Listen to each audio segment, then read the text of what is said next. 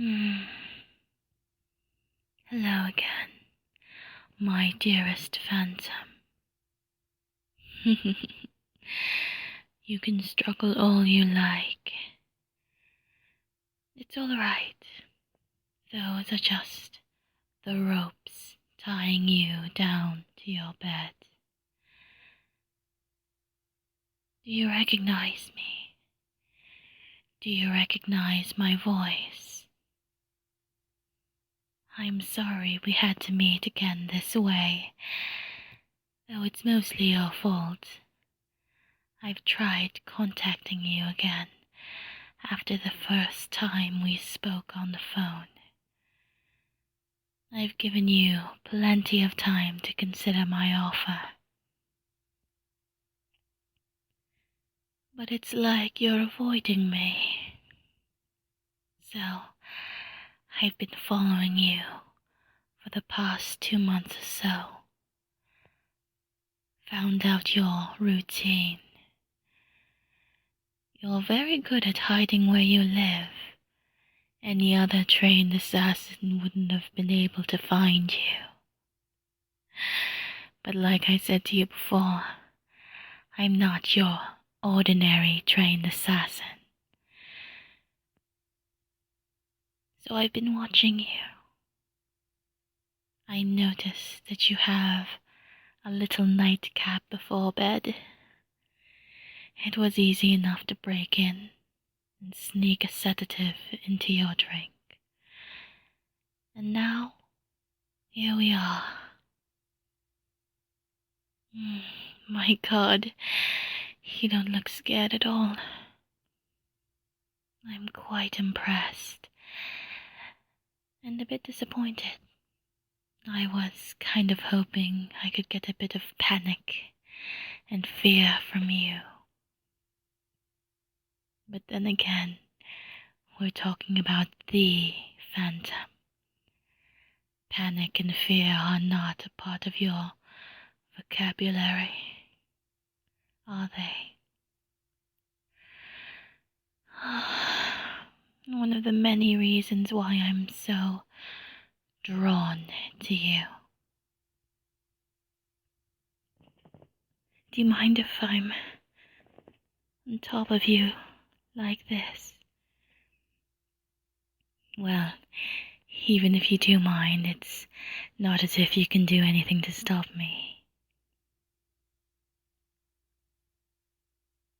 No, my dear. Let's keep the blindfold on. The dominant inside me enjoys bondage and blindfolds, so forgive me for incorporating them into our time together.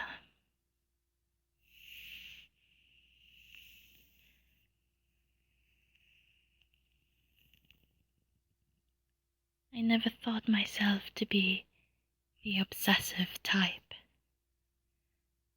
Possessive, yes, I've killed people for taking things that belonged to me before.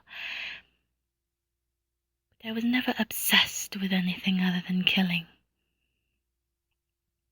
And then you came along. Someone with the same mind, the same love for blades, the same lust for killing. Oh, you only kill those you were assigned to kill. You must also be trying to convince yourself that you feel no pleasure in taking lives. But you and I both know that's not completely true, is it? Let me try to guess your life, if you don't mind. You started off well. You seem like the type of person that did well in school. Maybe found a job somewhere. As for your family, from how cold and distant you are, I'd venture to say perhaps you were an orphan. But you could also have been raised by equally cold parents who never spent time with you, never tended to your emotional needs. If that's the case, I sympathize. As for your parentage, I'm not exactly sure. I have done quite a lot of research on you, and have come up with not that much information. You're quite the mystery. I suppose that's just part of your allure.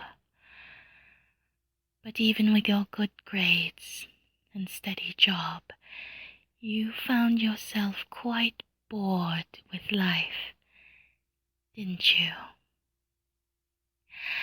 I imagine you did just about anything to feel excitement in your life. Base jumping, skydiving, things that would thrill or terrify normal people. They did not stimulate you. I did find quite a bit of information about your military training. I don't know whether to address you as Phantom or Major. That explains your skills in combat and stealth. You joined the Marine Corps straight out of high school, just hoping it would bring that much-needed response, that excitement you desperately craved. But it didn't, did it? Even though your skills brought you up to the position of Major, you left the Marines. But despite the disappointment, you found out something about yourself in the battlefields, and that is your lust for killing. It's quite the sensation, isn't it? To have the power and strength over someone, to have their life in your hands, and the skills to end it, just like that. That's what you are. You're a killer.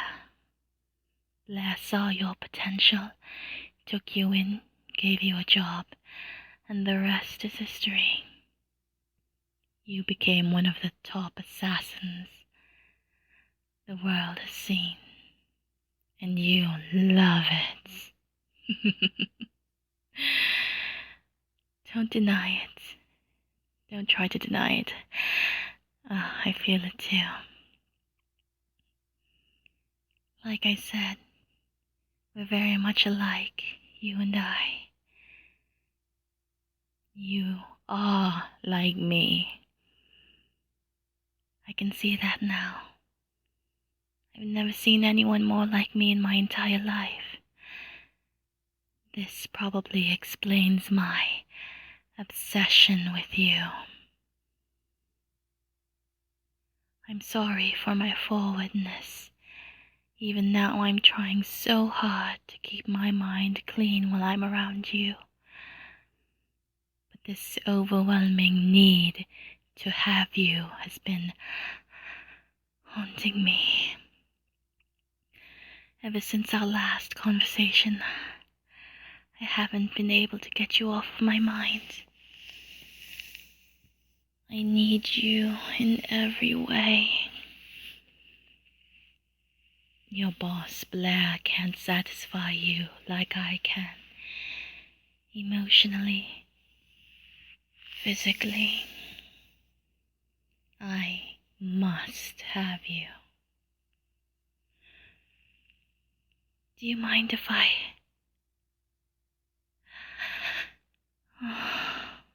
Your lips are so soft at my fingertips. Your whole body is soft, even the scars that cover them. I would take such good care of you. I'd run my hands up and down every inch, every curve. I'd memorize all the things that make you shiver and moan. I want you to feel utter release and pleasure at my fingertips. I want you all to myself. Even now I'm using quite a lot of restraint to keep myself from simply ripping off all of your clothes and taking you here right now.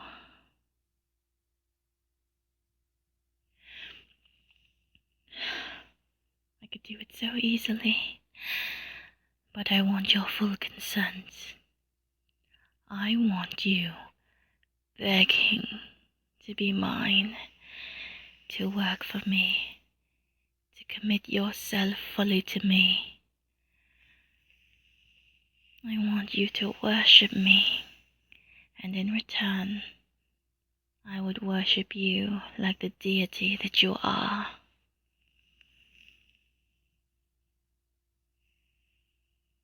I'd be gentle at first, of course.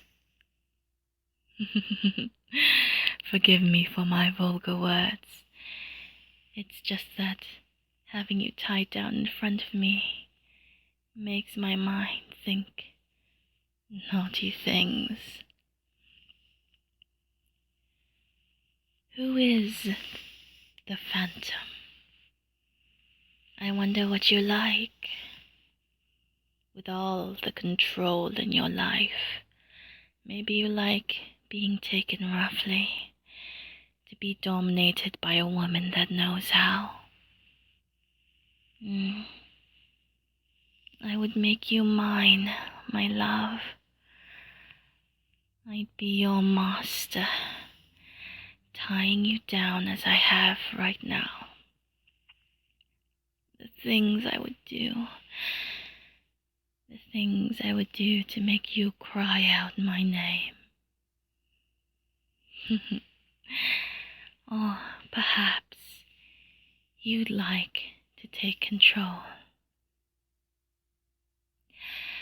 I'm used to being the dominant, but if you'd like this body as your little toy, then take it.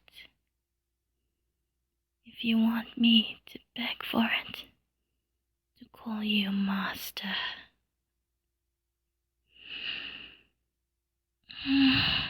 Master, please take me. I'm yours. My body is yours to do with as you wish. Please take me. Do you like that? I can do both, dear. Whatever it takes to make you mine. You shudder at my touch. Are you shivering in disgust? Or is it your body responding to the lust I feel for you? You feel it too, don't you? This animalistic attraction. I need you. All of you. I've been thinking about you so much. I fantasized about you, obsessed over you.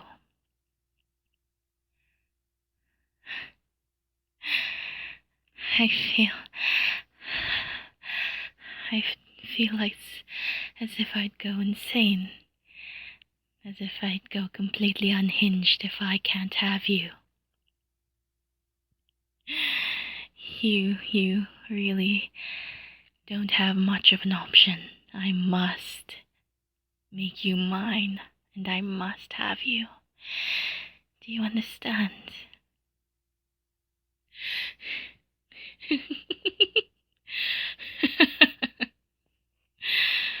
I'm sorry. I'm not usually like this.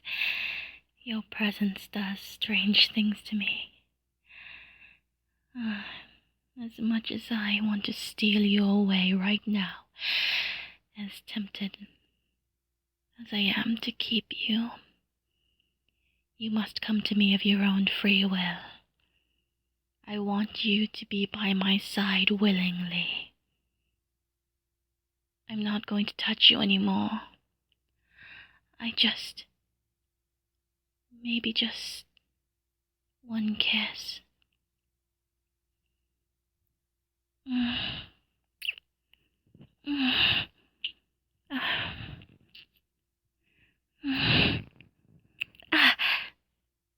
You bit me.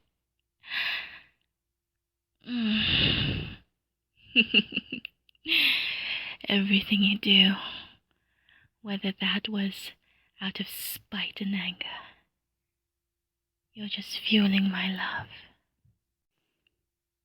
You're fueling my lust for you more and more.